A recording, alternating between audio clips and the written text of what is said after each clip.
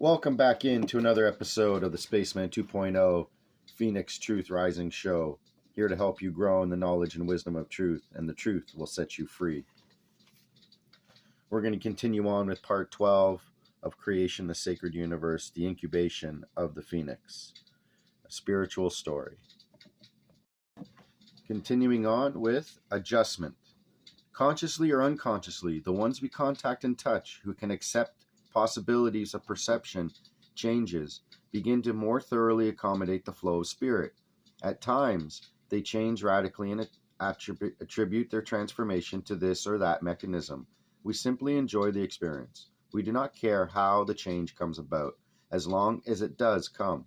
Those who are not yet sensitive enough to sense our presence feel us as a high, as clarity, or as peace.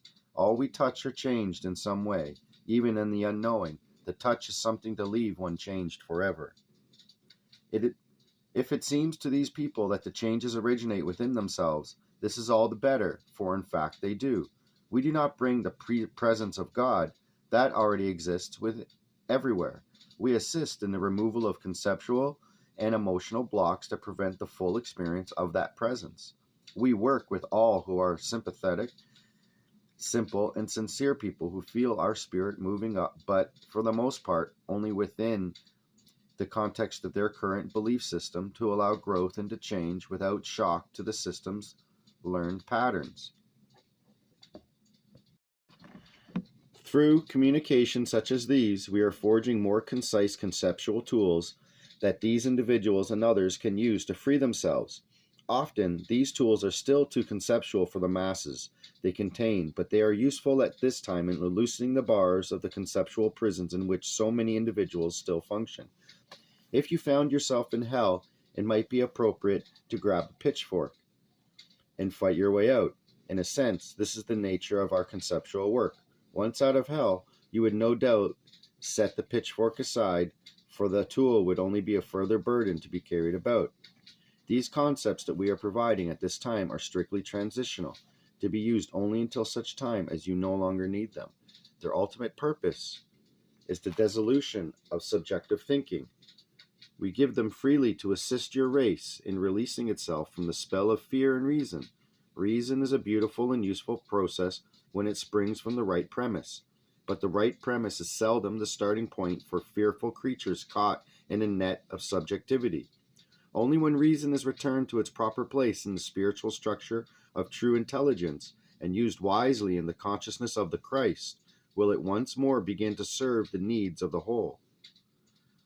Only one spirit, many forms thereof. There is only one spirit, but there is no limit to the number of forms through which this spirit can express. For the moment, these forms seem important, and they are insofar as their contribution to the whole is concerned, but as the years go by, the range of their differentiation will become of much less consequence to individuals who are sincerely offering their lives as channels through which the spirit can work. As life is able to express through such individuals with increasing ease, they will begin to recognize each other as differentiations of the same spirit. Such individuals can be compared to conscious nerve endings of God in matter, channeling the life flow of Christ's awareness into each and every cell of the planetary being. Surprisingly enough to you who cannot understand, by the time of the 80s revelations, knowledge of our existence and our work was widespread, especially among the younger generation. The prime focus of our efforts at that time, although awareness of our presence is not necessary to our work, it does facilitate the transfer of information. Many thousands were consciously working with us, and many more were not in conscious realization of that which prompted them into various actions. Many of the youth could not adjust to the contradiction of lies and truth. Poor example in empty words and thus and so, and many committed suicide in order to fulfill their mission to awaken those left in the physical form. Never judge another's actions, for you have no way to know the contract with God of another. Most of you do not even know your own contract with God and self. I suggest you get those circuits clear, dear friends. Let's go back and read that again. Never judge another's actions, for you have no way to know the contract with God of another. Most of you do not even know your own contract with God and self. I suggest you get those circuits clear, dear friends. Great portents of change are in the air. Your physicists are speaking of these things in terms that defy explanation.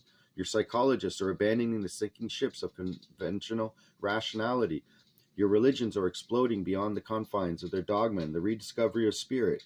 It is all here in the present moment, but unrecognized as one's cling to the old and final efforts are being thrust against you to pull you down. You are in that projected future shock. Open your mind to possibility. Open your eyes and see what is around you. There is a new pattern descending upon your planet. Tune into it and learn an effective way of dealing with the closing years of this phase of historical experience. You are being offered an opportunity to enter a new reality, a new creation set forth by your own training and by your own hand, cleared of the errors of past experience and overflowing with the abundance of perfect creation. You created it. You will create your way out of it. You created this world and what you perceive in it. To overcome the negative impact, you must come back into recognition of that which you are. Just as you created that which you are now experiencing, you shall have to create the mode to overcome and grow above and beyond. You are headed for a day very soon now, wherein there will only be reality to witness. Those who tune into the new frequencies and patterns will find life growing more wondrous every day. Those who tune into fear will find things falling apart. Two worlds of consciousness will begin to form ever more distinctly, the world of love and life and the world of fear and death. There will continue to be some overlap of these worlds for several of what you call years to come, some going back and forth for certain individuals. But as the century draws to a close, the polarization will continue to intensify. The moment of birth will also be the moment of last judgment, the moment of final separation. What about final separation? There will be better times for some and worse for others, depending on their orientation and involvement. Fortunately, the natural tendency of your species is to gravitate toward love and life, for therein lies truth innately awaiting surfacing. For the vast majority, the times ahead will be better than they expect, for beyond the conscious facade, most ones at this time do not look forward with joy to anything. Some of the worst scenarios have already been rendered impossible, except in a few isolated pockets where the new energies will not enter until later. The momentum of positive change is actually being felt everywhere. Remember that which you are shown and told is not truth, and therefore you must feel isolated and among the minority. There are more of your brothers around than the conspirators would allow you to know. Their downfall is assured as you ones awaken into truth and take your power. The coming age will be a time of incredible blessing as the transition moves along. There will be a restoration of ecological balance, etc. But you can expect these things to deteriorate in the immediate experience, for change only comes after the swing into negativity reaches a peak. As you move past the negative impact, you will move into a transition of both existence and perception. And for this, a remnant must survive. To make the journey, humankind will come to peace and harmony can prevail. Planetary resources will be realistically understood and properly utilized. It will be a time of revelation, during which the mind and plans of the Creator will be made clear for all to see. It will be the time when the final stage of incarnation becomes fully manifest in form, when spirit, working through a fully awakened and responsive humanity, constructs for itself a mobile, physical body. Human individuals will not function in such cumbersome fashion as they do today. They will go about their tasks with the grace of dancers, performing to a music that each will hear on his or her own frequency of soul. Through these melodies and harmony, God will sustain each of his contextual identities in supreme fulfillment. Specific melodies will change with each environment, with each moment, with each task. Yet a consistent overall pattern of relationship will constitute the new identity of mankind. Ah, yes, ye shall create thine own transition, and it shall be glorious, if ye choose of it to be. Let us conceptualize for a moment into and through this transition. The time as you perceive it shall be quite a while in counting.